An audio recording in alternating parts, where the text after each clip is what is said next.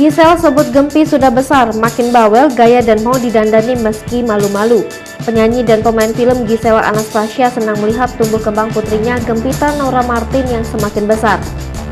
Gisela Anastasia mengaku mengikuti dan terus memantau tumbuh kembang Gempita Nora Martin selama ini.